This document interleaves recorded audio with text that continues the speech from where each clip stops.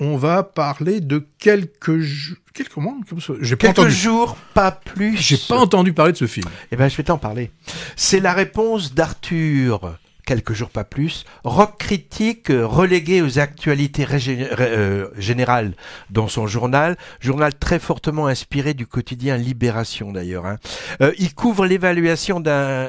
Décidément, je bafouille. Il couvre l'évacuation d'un camp de migrants empêché par une association d'aide aux réfugiés, et la responsable lui demande d'héberger chez lui un jeune Afghan en galère, Daoud. Alors il accepte, surtout car il a un peu flashé sur la femme qui lui a demandé ça en fait. Le film raconte ensuite la cohabitation entre ces deux hommes, Arthur et Daoud, donc leur découverte mutuelle et les liens de plus en plus étroits qui vont s'établir entre le journaliste hébergeur et les membres de l'association, en particulier l'avocate reconvertie dans le caritatif, Mathilde.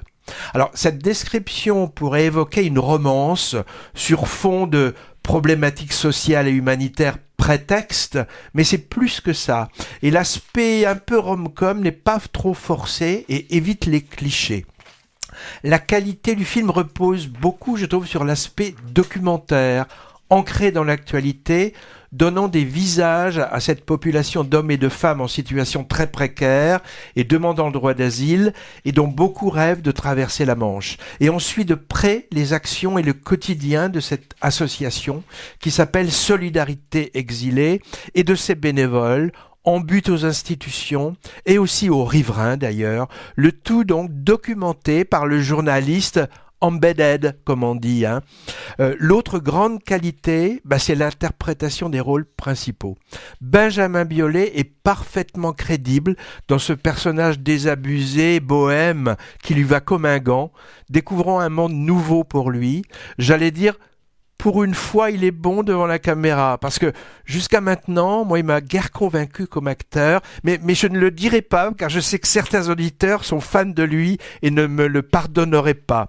Il est aussi en ce moment dans Rosalie, dont on parle dans l'émission, pour un petit rôle.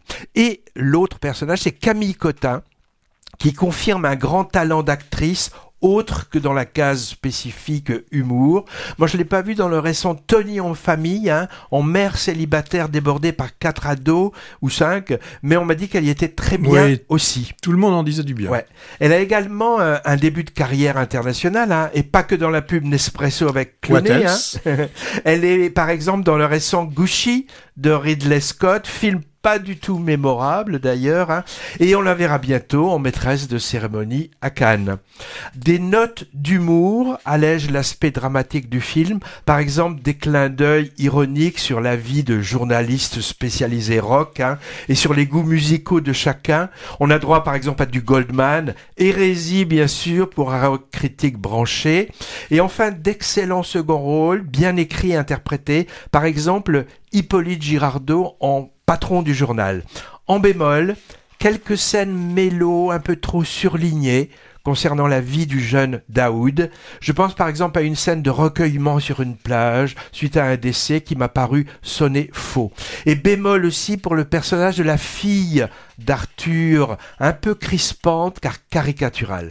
Alors, pour la thématique, un jeune réfugié afghan aidé par une personne via une association. Cette histoire fait penser évidemment à Fanny Ardant dans Ma France à moi, sorti il y a quelques mois, mais le traitement ici est plus, je dirais, politique, avec un véritable focus sur le travail de terrain des bénévoles de ces milieux associatifs, et c'est également moins naïf et bon sentiment, chose qui dérangeait un peu dans le premier. C'est vrai qu'il y a un monde entre le personnage de rock critique un peu trash interprété par Biolay, pas vraiment partant pour s'investir au départ, et la bourgeoise du 16e qui se la jouait mère de substitution directive, incarnée par Fanny Ardant dans le film précédent, et incarnée admirablement, bien sûr. Et puis, le portrait fait du jeune Afghan est aussi bien différent dans les deux longs métrages, devenant gendre idéal, intégrant Sciences Po dans l'un, c'était tiré d'une autobiographie, plus réaliste, sans doute, dans quelques jours pas plus, avec cette immense tristesse qui ne lâche pas le personnage. Très belle interprétation de l'acteur, à noter, Son duo avec Biolay fonctionne parfaitement.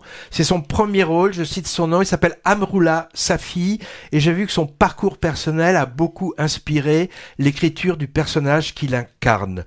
Je sais pas grand-chose de la réalisatrice Julie Navarro, à part que c'est une ancienne directrice de casting qui signe ici son premier long-métrage, ma foi réussi. Alors vous avez noté comment Hervé arrive dans chaque émission à pouvoir parler de Fanny Ardant. Ça c'était le hasard vraiment.